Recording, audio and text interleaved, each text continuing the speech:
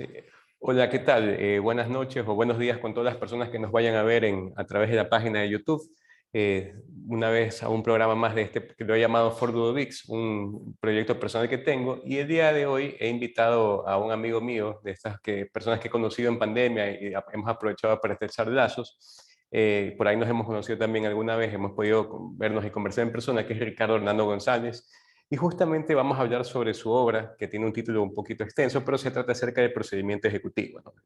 Ya vamos a hablar un poco sobre esto más a fondo. Así que Ricardo, bienvenido. Muchísimas gracias por aceptar esta invitación. Gracias a ti, Alfredo, por la invitación. Pudimos finalmente coordinar esta pequeña charla. Como tú lo has dicho, nos conocimos en pandemia, hemos hecho amistades contigo y con otras personas más, y pues estoy a las órdenes para lo que necesites. Muy chévere, muchas gracias. Así que, bueno, comencemos un poco, Ricardo, hablando de tu obra. Eh, Entiendo que fue, como lo explicas tú, fue un trabajo de tesis para tu maestría, pues no la fuiste trabajando. Y mi pregunta es, ¿siempre tuviste en mente hacer una obra que hable sobre el procedimiento ejecutivo y las excepciones tasadas?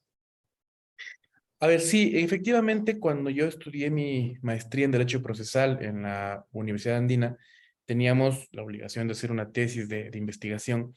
Y para ese momento yo ya tenía claro el tema de las excepciones, ¿no? Siempre me llamó la atención el tema de las excepciones y mucho más ya el sistema de excepciones previas del COGEB. Entonces, en ese momento yo tuve claro el panorama por donde quería ir la investigación. En efecto, tuve un tutor que fue mi tutor también en el pregrado, y también lo fue en el posgrado, el doctor Juan Francisco Guerrero, y le planteé el tema. Y él me dijo que era un tema interesante, que no había mucho escrito en el Ecuador, sobre todo porque antes, acuérdate, tú teníamos el sistema de excepciones dilatorias y perentorias, ¿no? No estaba mucho enfocado en el momento en que se resuelvan. Y el sistema a mí me parecía pésimo, o sea, esperar hasta sentencia para resolver un tema procesal, lanzarte 5, 7, 8 años para que te digan no puedo resolver porque no está completamente eh, la parte configurada, la parte procesal, me pareció un despropósito. Y justo estaba yo en el tema este del COGEP y revisé cómo funcionaba en Uruguay, y en el Código Procesal para Latinoamérica, e inclusive y en Colombia, y me llamó mucho la atención. Planteé el tema a mi tutor, le pareció muy bueno, y pues continué con el desarrollo de ese tema en la universidad. Ahora, a mí lo que me gusta muchísimo de tu obra, y esto te lo he comentado en persona y también lo comenté en una entrada a mi blog, es que tu obra es pequeña, o sea, en extensión, pero en cambio no por ser pequeña no deja de tocar puntos muy interesantes. O sea, tú pasas por digamos, un antecedente histórico del juicio ejecutivo, vas entrando a analizar lo que es el título ejecutivo, luego empiezas a analizar otros temas, por ejemplo, cuando hay prescripción, y entras luego ya a hablar acerca de las excepciones, primero las procesales, las excepciones previas, como las conoce el COGEP, luego ya entras a las excepciones tasadas propias del procedimiento ejecutivo y al final tienes una gran conclusión acerca de si es que este sistema, digamos, es o no, lesiona o no los derechos de la persona accionada en un juicio ejecutivo, ¿no? Y dime, ¿esa fue tu intención, hacer un texto breve, un texto corto, de fácil entendimiento, o te fue saliendo así? Porque a mí siempre, cuando uno escribe algo, uno en verdad tiene que invertir tiempo para que salga un texto claro y salga un texto corto, parece mentira, pues, ¿no? Sí, ¿sabes qué? Yo no sé si es un defecto o no, pero desde la universidad he sido siempre de ser una persona concisa y precisa en cuanto a responder, en cuanto a escribir. Yo recuerdo, por ejemplo, en la universidad, era de los que daba el examen y salía primero, ¿no? No porque sea el que más sabía, sino porque yo creía que con lo que había escrito, la respuesta estaba clara. Lo mismo pasa en mis libros, en mis artículos. No soy mucho de darme las vueltas, no soy mucho de estar citando muchas obras como para poder extender el trabajo. Simplemente tomo citas textuales que me pueden servir y trato de explicar lo más preciso posible. A veces eso, como te digo, ha llevado a que los textos no tengan un volumen extenso, pero en mi criterio creo que contienen lo más importante y lo más necesario. Y esto también se ve también en tus escritos, te pregunto. Sí, sí, sí, totalmente. O sea, tú ves una demanda mía y no es una demanda extensa que se dé las vueltas lo mismo y lo mismo. Y eso te incluso lo he llevado al tema de mis argumentos en audiencia. Tampoco soy de estar repitiendo. Yo por eso cuando explico los temas, por ejemplo, de alegatos, les digo, un alegato de 2 minutos es suficiente.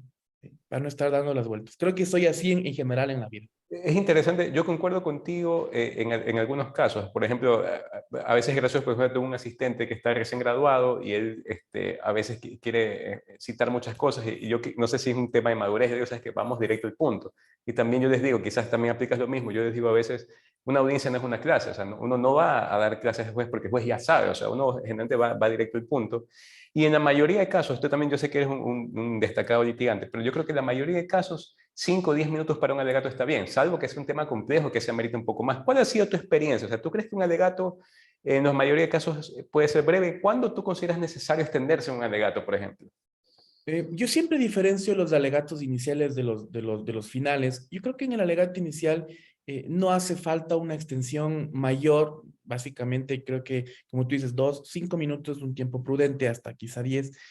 Pero yo suelo más bien manejar las alegaciones más extensas en el alegato final. Yo creo que ahí sí, porque ya hiciste la prueba hablar, necesitas destacar tu prueba, necesitas hablar un poco de la prueba que practicó la contraparte. Creo que ahí es más importante. Yo de mi experiencia, como te digo, mis alegatos iniciales son lo más cortos posibles, pero los de clausura sí son un poco más extensos. Claro, claro. Ahora, volviendo un poco a tu hora, me salió un poco el tema porque es bueno hablar con un litigante, un colega, no se siente que habla el mismo idioma, ¿no? Y también creo que los estudiantes van a aprovechar mucho esto. Volviendo, algunas yo te dije que tu obra tiene un título medio engañoso, ¿no? Porque habla de procedimiento ejecutivo y si uno la ve así, quizás la pase por alto, pero lo cierto es que tu obra tiene un estudio puntual sobre todas las excepciones previas. Y eso a mí me parece fantástico porque, por lo menos en mi época en la universidad, no nos daban mucho temas de excepciones. Siempre hablamos de la acción, que la demanda, que los requisitos de la demanda, y no se hablaba mucho de la posición del demandado. Y ahora el COGEP creo que exige mucho más esto, que los litigantes nos actualicemos en este punto. Y tú pasas haciendo una revisión de todas las excepciones previas, e incluso haces críticas a ciertas definiciones del COGEP sobre lo que es la cosa juzgada, porque el COGEP dice cosa juzgada cuando en verdad es una sentencia ejecutoriada. ¿Siempre tuviste en mente escribir sobre excepciones previas al pensar en este libro? Como te decía, me gustaba mucho el procedimiento ejecutivo. Cuando yo, antes de ser abogado, inclusive cuando estuve haciendo de pasante, la mayoría de cosas que yo manejaban eran juicios ejecutivos. Y una de las cosas que me molestaba mucho era ver la cantidad de excepciones que un demandado podía proponer y transformar un procedimiento ejecutivo casi en un procedimiento de conocimiento, en un proceso de conocimiento. Eso a mí me fastidió un poco. Y cuando, claro, sale el COGEP y te comienza a tasar las excepciones, cuáles puedes proponer, ya no solo para el ejecutivo, sino para todo tipo de procedimiento, y distinguirlas además del momento en que las resuelven, me parecía a mí un tema súper interesante. Y desde ese momento le puse el ojo, viejo. O sea, le puse el ojo y dije, esto me gusta, algún momento quiero escribir sobre esto y se dio la oportunidad de hacerlo en la tesis de maestría. Obviamente ya cuando me gradué de magíster en Derecho Procesal, pedí la autorización a la universidad, digamos, los docentes que estuvieron ahí a cargo de mi graduación me dijeron que era una obra interesante, que se podía publicar, pero yo sabía que publicarla con la universidad era mucho tiempo, te tardaban 2 años en publicar. Entonces dije, no, yo quiero pedir autorización, me dieron la autorización de publicar de forma autónoma, cambié, hice algunas mejoras al trabajo y la publiqué.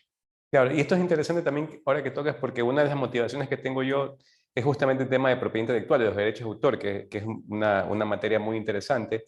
Y es bueno que tú lo grafiques de esta manera porque hablas acerca del respeto que tú tienes acerca del derecho de autor, porque me imagino que al momento que te inscribes en la maestría, dentro del reglamento, tenía que haber dicho que el trabajo o la propiedad intelectual del trabajo, los derechos se cedían a la facultad respectiva. Entonces tú pediste esa autorización y eso es algo muy importante.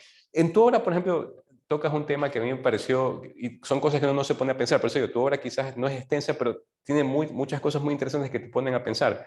Por ejemplo, reconvención del juicio ejecutivo.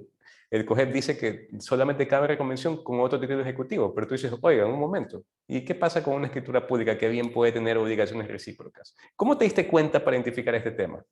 Bueno, cuando yo explicaba el tema de la reconvención, yo fui ayudante de cátedra de Derecho Procesal, como 5 o 6 años en realidad, y uno de los temas que siempre me apasionó fue el derecho de contradicción, o sea, poder explicarles las formas en las que un demandado puede ejercer ese derecho. Siempre me gustó. Y una de ellas, obviamente, es la reconvención. Entonces, siempre se habló de la recomendación conexa, inconexa, y cuando yo leí eso en el código, me llamó la atención que se usa la palabra otro título. Entonces, primero lo até con un tema de conexidad o no, y luego vine, oye, a ver, analizando los títulos, está bien, obviamente, que tengo títulos unilaterales, donde solo uno es del obligado, pero hay títulos como la escritura pública, en los que puede haber, obviamente, obligaciones recíprocas o un acta transaccional, por ejemplo. Entonces, fue más bien un tema de, primero lo até a conexividad o no, y luego fue la palabra otros. Entonces, fue como un, puede darse el caso en que no sean otros. Y en alguna conversación igual con uno de mis actuales socios, Ernesto Guarderas, topamos el tema. Entonces, fue como un analizarlo conversando. Claro, y eso es interesante cuando empiezan a surgir ideas. Otro tema también que tú tocas es que quizás al COGEP se le olvidó, para variar, ¿no? Porque ciertas cosas que se olvida el COGEP y no se da cuenta, es cuando quieres atacar el título a través de una manera distinta que no está dentro de las excepciones. O sea, tú planteas la posibilidad de que se puede seguir o que se tiene que seguir otro juicio, o un juicio ordinario para atacar ese título. Entre esas cosas tú pones la falsedad ideológica del título y haces una división. También, ¿cómo pudiste identificar este caso? Mira, normalmente el Código de Comercio, antes de la última versión que nos dieron en el 2019, tenía esta posibilidad en que tú podías atacar la falta de causa o la causa ilegítima, los temas de la falsedad del título. em, y eso muchas veces convirtió al título en una discusión de conocimiento, ¿no? Y de hecho, recuerda tú, por ejemplo, cuando la ex primera sala de la Corte Suprema tuvo una discusión académica con la tercera sala, porque la primera decía, no se puede entrar a discutir temas de conocimiento y por lo tanto no es susceptible de casación un juicio ejecutivo. La tercera sala sí tuvo esa opción. Y entonces la razón era esta, que dentro de la discusión de un título ejecutivo se empezaron a discutir temas de conocimiento, uno de ellos el tema de falsedad ideológica.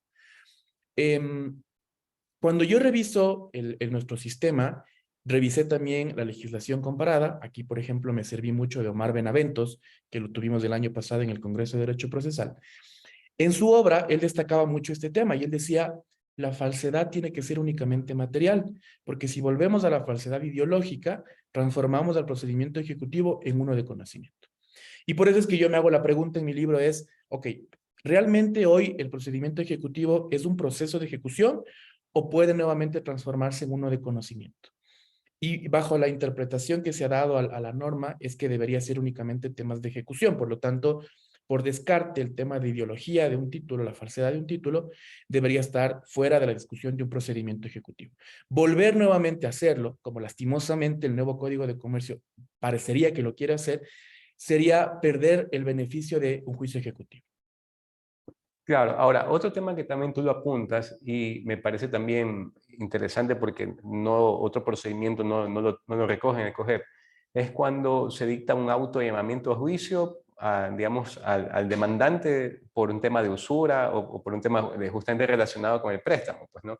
Y es interesante porque es verdad, o sea, a veces son artículos que uno los pasa de largo, pero cuando ya lee un análisis como tú ahora, tú dices, bueno, pero por ejemplo, la ley no te da un tiempo específico para presentar este auto llamamiento a juicio. Y alguien también puede decir, sí, pero solamente es un auto llamamiento a juicio, quizás no es todavía una sentencia ejecutoriada. Entonces, ahora mi pregunta va más que tanto en el nivel profesional. ¿Te ha tocado, por ejemplo, alegar este tipo de situación y hasta cuándo tú crees que se podría plantear? Porque desde mi punto de vista no te dice la ley hasta cuándo lo puedes plantear. Hasta en segunda instancia tú podrías aparecer con el auto llamamiento a juicio y decir, mira, aquí está. ¿Y cuál sería el resultado? ¿Suspensión del juicio? ¿Declarar sin lugar la demanda? ¿Cuáles serían tus opiniones sobre esto? Mira, cuando yo, de todas las excepciones que el COGEP nos da, todas, digamos, tienen algún estudio doctrinario en el Ecuador y en otros países. Pero esa excepción de fondo que tú me acabas de preguntar, no, es una excepción totalmente nueva, totalmente nuestra, como yo les digo, totalmente autóctona, y tiene obviamente un antecedente histórico, ¿no? Que es los Es de, temas es de exportación, por último. ajá, son los temas de, obviamente, los temas de usura, o conocido como el chulco, ¿no es cierto? De hecho, por ejemplo, en las discusiones en la asamblea, cuando un poco se habló de este tema, estuvo incluso el tema del notario Cabrera metido dentro de los argumentos para poder topar el tema. Entonces, cuando yo hago este análisis de esta excepción, realmente no hay un apoyo académico o doctrinario, simplemente lo he hecho en base a lo que la misma ley te dice. Yo creo que realmente el único momento que tú tienes para plantearlo es al contestar la demanda. No tienes otro escenario. Lastimosamente, si existe un auto de momento a juicio posterior al tiempo que tuviste para contestar la demanda, ya no puedes proponerla porque es una excepción. No es una alegación o un pedido de nulidad, es una excepción, no es un incidente tampoco. En segundo punto, creo que esta excepción no está muy bien regulada, ¿sí? Y a mí, más que todo, me preocupa, ¿sabes qué? ¿Qué pasaría si se acepta? ¿Qué pasa con la obligación? ¿Se extingue la obligación o solo no puedes cobrar los intereses? ¿Sí? Porque también, ¿qué pasa si es que efectivamente yo acepto un préstamo con esos intereses altísimos, fuera del rango legal, y luego me quieren cobrar esa obligación y yo planteo una denuncia? ¿Ya? Y luego simplemente no pago ni intereses ni la obligación. Entonces, a mí me llama mucho la atención ese tema desde el punto de vista civil, ¿no? ¿Qué pasa con la obligación? ¿Ya no puedo cobrar los intereses? Me parece que no, pero la obligación sí. ¿Puedo cobrarla en el mismo juicio ejecutivo o tengo que demandar a través de un juicio ordinario? Eso, por ejemplo, me parece a mí que debería también considerarse en esta excepción. Te digo la verdad, no he tenido el caso de poder plantear esta excepción, tampoco me la han planteado, pero sería, por ejemplo, un caso interesante saber qué ha pasado en algún proceso. Ya tengo, ves, el caso para algún estudiante que quiere exonerarse. Yo sí, a mí sí me ha tocado conocer casos de personas que han caído víctimas de chulqueros y han sido demandados de la vía ejecutiva. Y sinceramente lo que me han dicho ya una persona que fue a mi oficina hace poco y lo que me dijo es que prefería no meterse porque sabía que si se metía contra el chulquero podía tener consecuencias muy malas, ¿no? Y prefería no meterse en ese lío y me dijo, prefiero buscar y se buscó un arreglo de pago, pagos casi de $12,000 al mes, pero prefirieron llegar a eso en vez de estar impugnando por otras vías, porque así sucede. Ahora, Ricardo, tú eres un litigante destacado, también eres un profesor universitario, ya un poco más en el plano personal. ¿Cómo compaginas esto? Pues aparte con tu actividad como padre de familia, justo conversábamos antes de grabar que tienes ya 2 hijos, conversábamos un poco de la familia.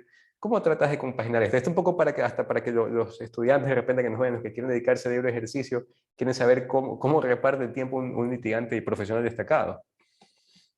El libre ejercicio tiene sus pros y sus contras, tú entenderás eso, ¿no es cierto? Tenemos la posibilidad de manejar nuestro tiempo, no tenemos un horario fijo, y eso nos permite muchas veces tener tiempo para actividades personales, pero también el hecho de no tener un horario nos obliga en ciertos casos a utilizar el tiempo dedicado para, en este caso para mis hijos, en los temas académicos y profesionales.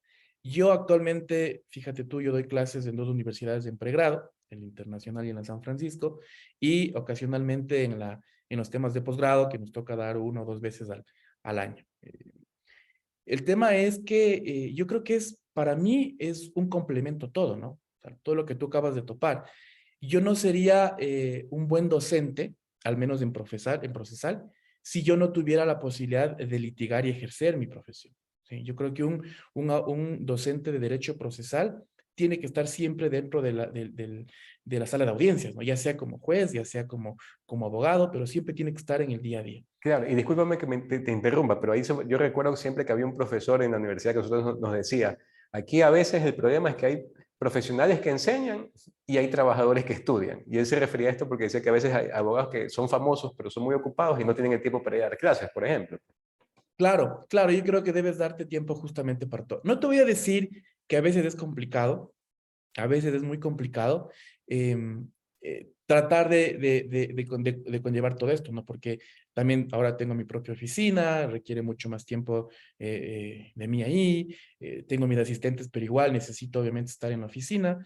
A veces no almorzamos, ¿sí? A veces pasa, ¿no es cierto? Muchas veces pasa, o no tenemos un horario fijo para almorzar.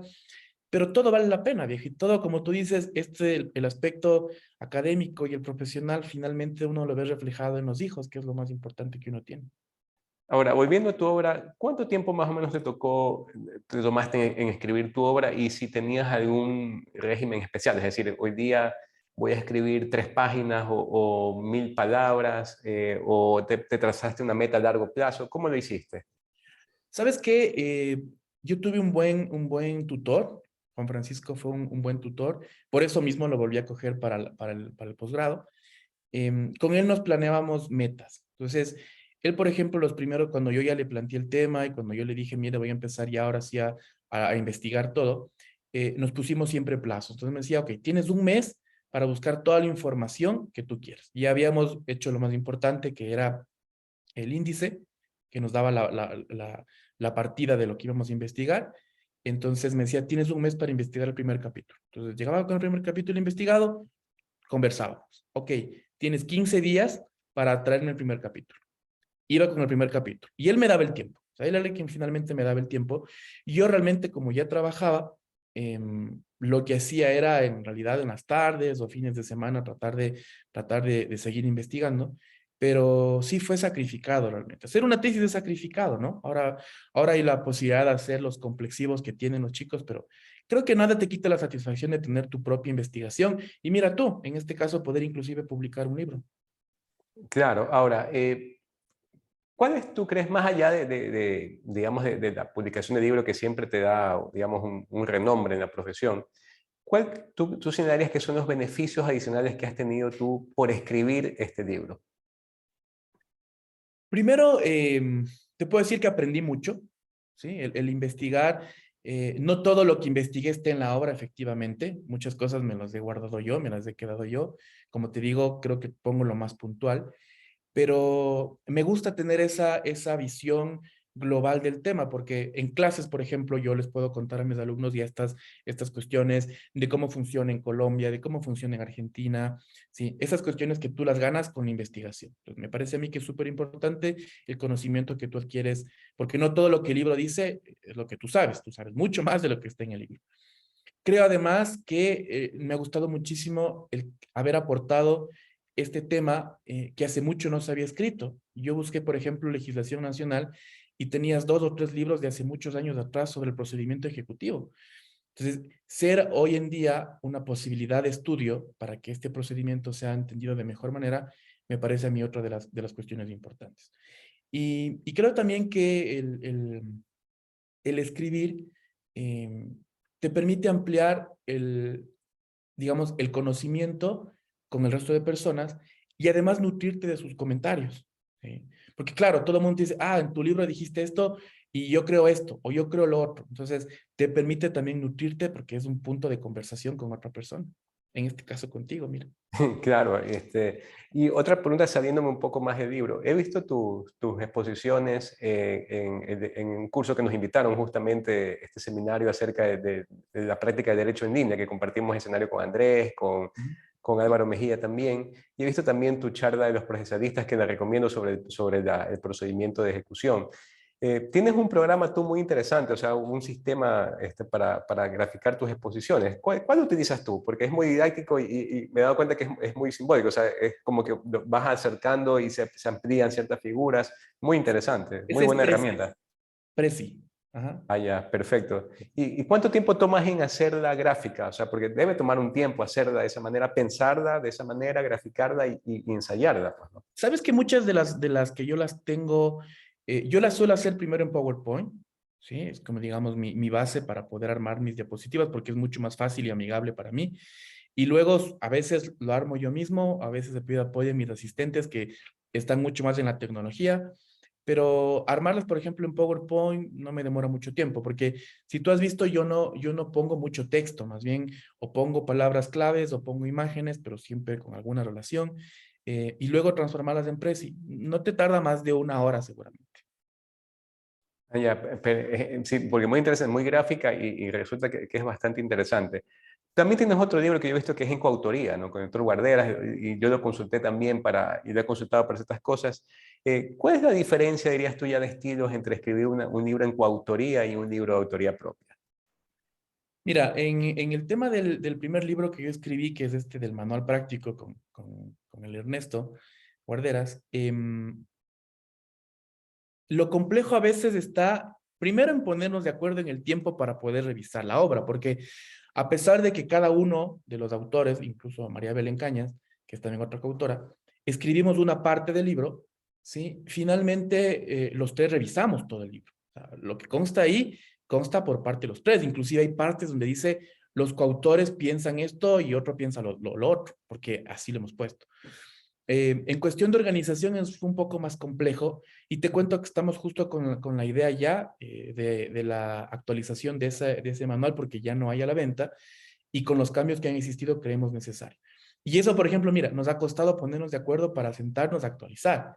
En cambio, mi obra, simplemente yo dependía de mi tiempo, me puse a hacer la actualización y la mandé. Obviamente con revisión de algún par, pero la mandé. Creo que en temas de organización es mucho más fácil ser autor que coautor. Y justo te quería preguntar por eso, ¿qué es lo que se ven a futuro? ¿Cuáles son tus planes para escribir cosas a futuro? Bueno, en este año lo que pensamos es con Ernesto hacer la actualización del manual, la segunda edición, actualizada y aumentada.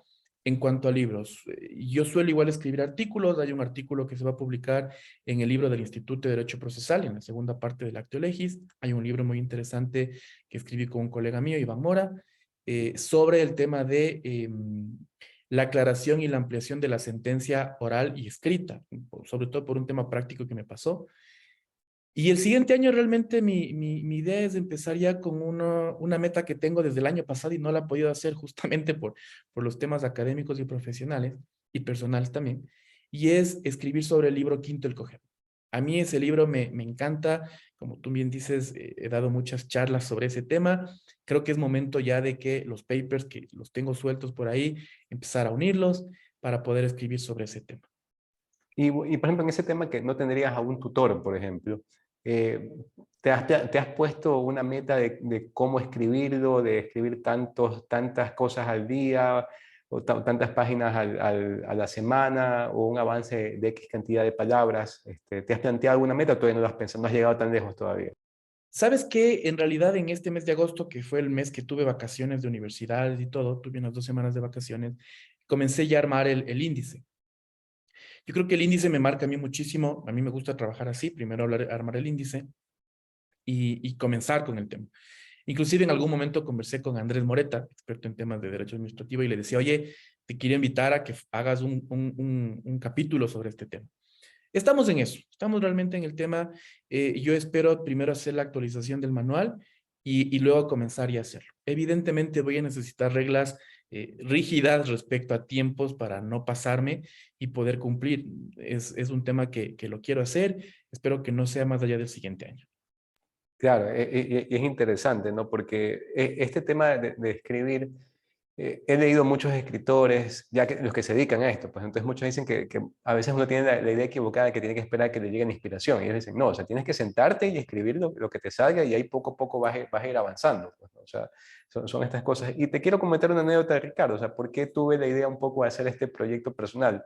De forma, digamos, indirecta fue por tu obra, casualmente, porque alguna vez, y recuerdo que estamos todavía en pandemia, o sea, ya estamos ya regresando a la actividad.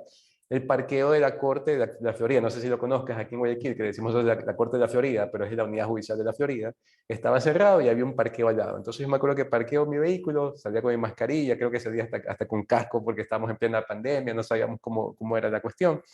Y en un carro justamente veo que se habrá enterado un abogado, tenía dos obras ahí. La obra de Jorge Luis, el tomo uno de sus ensayos críticos sobre el coger, y tu libro, El procedimiento ejecutivo. Pero el tema es que tu libro estaba las copias, unas copias anilladas. Y me dio un poquito de coraje porque yo he estudiado el derecho de autor y me gusta el derecho de autor. Y yo decía, qué pena que está bien ya que se lea la obra, se la comente, pero la gente debe saber que atrás de una obra hay un esfuerzo. O sea, no sé cuántas horas tú puedes decir, he invertido en escribir este libro y lo sacas a luz porque el tema es que se respete. O sea, y un poco de eso es lo que dije, bueno, voy a tratar de, entre otras cosas, fue una de mis inspiraciones para decir, voy a hacer un proyecto donde los autores hablen de su obra y que las personas sepan lo que tarda hacer una obra. O sea, para que tú veas, o sea, más o menos, si tú tuvieras que calificar del 1 al 10 el esfuerzo, el tiempo que has invertido en hacer este libro, ¿cuánto tú le pondrías, pues? Totalmente 10, o sea, no es un tema sencillo. Como te digo, requieres mucha investigación. No todo lo que tú finalmente investigaste está en la obra. La obra requiere además una redacción muy clara, requiere de mucha revisión, ¿sí? Entonces, es mucho, es un buen esfuerzo, es un gran esfuerzo, pero todo tiene su recompensa. Y claro, yo entiendo muchas veces cuando mis alumnos, por ejemplo, yo les suelo mandar partes de mi libro como lectura, material de lectura, pero siempre les digo, o sea, cuando se trata de autores nacionales, no les puedo, primero, mandar el texto completo y segundo, no les puedo permitir que traigan copias. O sea, un autor nacional yo creo que es necesario que la obra se adquiera. Y no les obligo a adquirirla. Normalmente hoy las obras están en la biblioteca, entonces pueden ir y revisar la parte pertinente, pero al menos a la clase no la pueden llevar. Es que es un esfuerzo, es un gran esfuerzo. Es que claro, o sea, y como tú lo dices, más allá de cualquier cosa, es también una cuestión de respeto. Quizás las personas no se dan cuenta, van y le sacan la copia, piensan que es cualquier cosa, pero en verdad hay un esfuerzo y uno no es que espera sentirse, hacerse millonario con el libro, pero por lo menos sí se siente bien que sabe que la gente está invirtiendo en adquirir un ejemplar original de la obra. Es una forma de respeto al autor y si todo el mundo sacara copias se desmotivaría en seguir escribiendo. Es que es así, Sin pues. duda alguna, claro. Ese sería el grave problema, ¿no? Si todo el mundo obtuviera las copias, no tiene sentido escribir al menos eh, eh, y hacer tanto esfuerzo. Claro, claro, así es. Ricardo, ahora, yo creo que muchos estudiantes de Derecho ven van a ver esto, ¿no? Creo que en el futuro se va a seguir viendo. ¿Cuál es el consejo que tú les podrías dar a ellos para que se animen a escribir? Porque creo que hace falta una buena escritura jurídica todavía, a pesar que creo que hemos dado buenos pasos. Pero también me he dado cuenta de algo, que también, a pesar de que creo que la gente lee más, pero me he dado cuenta que a la gente igual le falta mucho leer, porque a veces alguien se da cuenta que hay muchos te dicen, ah, compré tu libro, o vi esto, pero cuando uno empieza a hablar con esas personas, uno se da cuenta que el libro quizás no fue leído, simplemente fue comprado, pues, ¿no? O sea, ¿cuál es el consejo que tú darías a un estudiante de Derecho que de repente quiere escribir, quiere dedicarse a esto? A ver, primero, yo siempre les suelo decir a los alumnos y a mis asistentes también lo importante de escribir. Yo siempre les comento y les digo, mira, hay muchas revistas de universidades, hay muchos lugares que hoy tienen la apertura en que tú puedes escribir un artículo, hazlo. Primero, como te digo, ganas conocimiento tú mismo, o sea, vas a dominar el tema. El tema puede que te lleguen a conocer ya como la persona que domine ese tema, ¿sí? Y luego te pueden invitar a foros, en revistas, muchas cuestiones. Entonces, la primera forma que tú tienes de abrirte campo en el derecho hoy en día es escribir. Sí, habrá gente que sí realmente lea conciencia, habrá gente que simplemente lea la portada, pero al menos ya te van a poder identificar. Segundo, es importante inclusive para temas de concursos, ¿no? Si es que en algún momento estás postulando algún cargo privado o público, toman mucho en cuenta el tema de publicaciones. Hoy en día, por ejemplo, cuentan mucho las publicaciones en revistas indexadas, sobre todo, ¿ya? Y hoy tenemos la posibilidad de que existan casi en todas las facultades de derecho una revista indexada. Entonces, siempre van a requerir que una persona pueda escribir. Y como siempre también les comento, hay que tratar de ser claros, no tratar de escribir por escribir o por aumentar las hojas, sino la idea es que el mensaje pueda quedar claro. Entonces, la recomendación que yo les doy a las personas que están estudiando derecho, o abogados inclusive que todavía no han incursionado en el tema de escribir, es que sí, puede tomar tiempo, puede ser sacrificado, pero al final tiene sus frutos, ¿no? Y como les digo, no necesariamente son frutos económicos, creo que no, ese no es el motivo, sino que puedas llegar a aportar a una persona con tus ideas, con tu conocimiento, y que tú también sigues aportándote a ti mismo en tus conocimientos.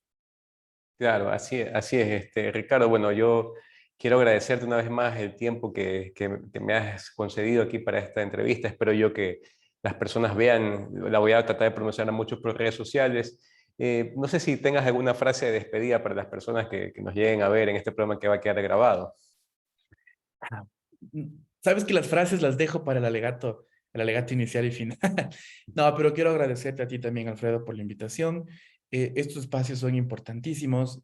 Creo que tú y yo tenemos algo muy en común y es el cariño al derecho procesal. Yo creo que, y si me pides una frase, en algún momento yo vi esta frase y la puse en una red social, el derecho procesal es mi pasión.